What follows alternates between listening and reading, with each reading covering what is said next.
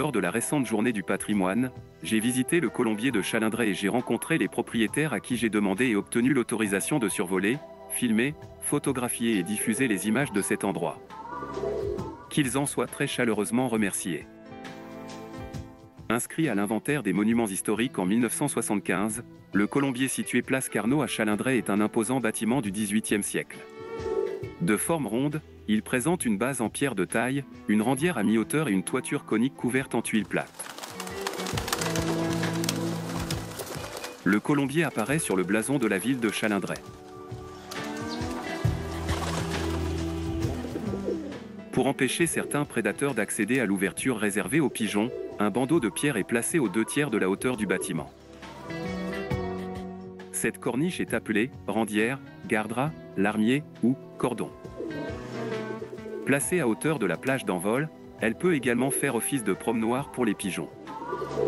Recouvrant les dernières tuiles de la toiture, l'épi de fêtage assure l'étanchéité de la structure.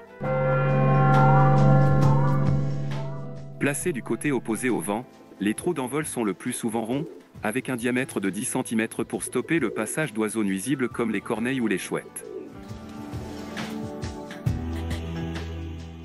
Privilège seigneurial avant la Révolution, le colombier médiéval, souvent rond, imposant et de plein pied, aligne les boulins du rez-de-chaussée à la charpente. Une échelle en bois permet d'accéder au nid. Elle est placée au cœur du colombier, fixée à des potences qui sont reliées à un axe vertical. Le terme « boulin » désigne le nid dans lequel un couple de pigeons va s'abriter, pondre et couver ses œufs. Ces nids sont généralement réalisés en pierre ou en tuf.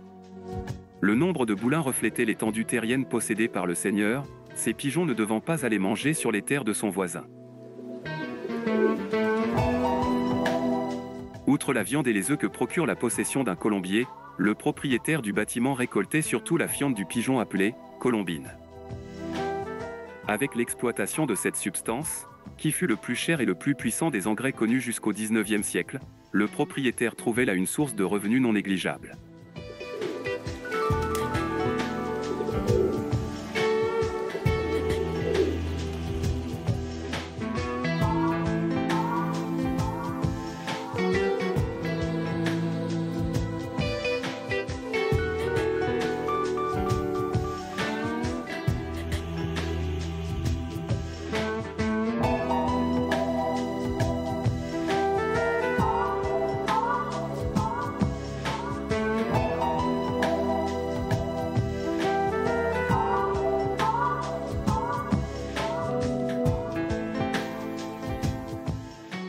Retrouvez tous ces détails et bien d'autres sur le dépliant « Colombier et pigeonnier du pays de Langres », édité par l'Office de tourisme de Langres ou sur le site www.tourisme-langres.com.